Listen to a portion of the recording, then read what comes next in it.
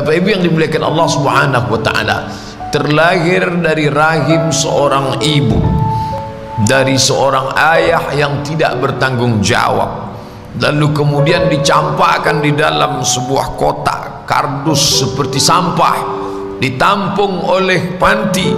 Ternyata pantinya pun juga bukan orang baik-baik, dirawat tapi bukan oleh orang baik, lalu menjalani hidup yang sulit. Bayangkan, itu kehendak siapa? Dia tak pernah memilih untuk mendapatkan rahim seorang ibu yang tidak bertanggung jawab. Dia tak pernah minta supaya dilahirkan, tapi itulah hidup.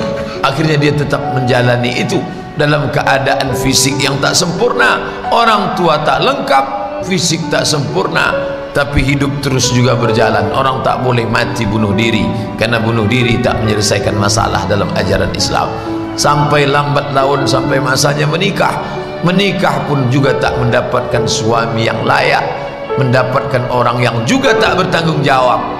Sudahlah orang tua tak lengkap, tak sempurna, mendapatkan orang tua yang tidak baik, lalu kemudian mendapatkan pendamping hidup yang tak semestinya. Dari hasil pernikahan itu dapat pula lah anak-anak yang juga tak berbakti. Apalah lagi nikmatnya hidup. Coba bayangkan, indahnya senda gurau dengan ayah dan ibu tak dia dapatkan. Nyamannya hidup di bawah lindungan, naungan seorang suami juga tak dia dapatkan. Bakti seorang anak pun tak juga diperoleh. Lalu kemudian kapan dia merasakan nyamannya, indahnya hidup itu? Kapan? Inilah kesulitan.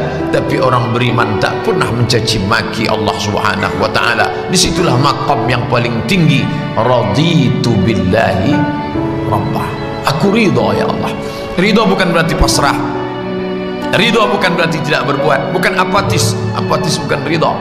Maka orang beriman itu ridhanya beda. Dia tetap berjuang. Tapi kalau dapat juga yang seperti itu, maka dia tidak berkeluh kesah. Kenapa? Karena ini akan ada akhirnya. Di mana akhirnya? Saat ruh berpisah dengan jasad.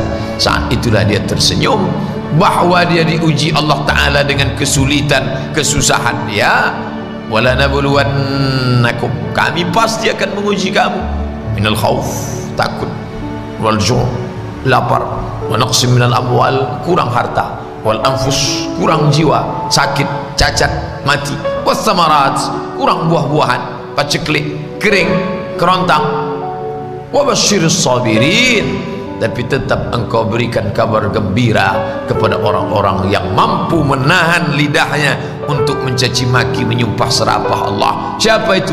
Alladzina idza asabatuhum musibah, mereka yang ketika ditimpa kesusahan, kesulitan, mereka mengucapkan kalimat keluar dari mulutnya. Apa kata dia? Qalu, mereka berkata, inna lillah wa inna ilaihi raji'un. Jangankan kesulitan ini, jangankan kepayahan ini, inna, kami pun lillah, milik Allah. Seperti mayat yang dimandikan orang hidup, tangannya mau dibelokkan ke sini, kakinya mau dibengkokkan, mau itu dia tak ada kuasa lagi. Dia serahkan kepada Allah Subhanahu wa taala. Inna lillah wa inna ilaihi raji'un. La haula wa la quwwata illa billah. Itu yang kita ucapkan setiap pagi selesai salat tadi. La ilaha illallah wahdahu la syarikalah, lahul mulk, aku tak punya kuasa, walahul hamd, aku tak punya puji-puji, puja-puji, tak layak dipuja-puji. Apa yang aku punya? Lahul mulku wa lahul hamdu, yuhyi, dia yang menghidupkan, wa yumit, dia yang mematikan, wa huwa ala kulli syai'in qadir, dia kuasa atas segala sesuatu.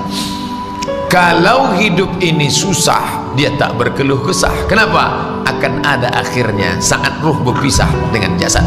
Kalau hidup ini senang, dia tak angkuh dan sombong. Kenapa? Karena kesenangan itu pun akan berakhir.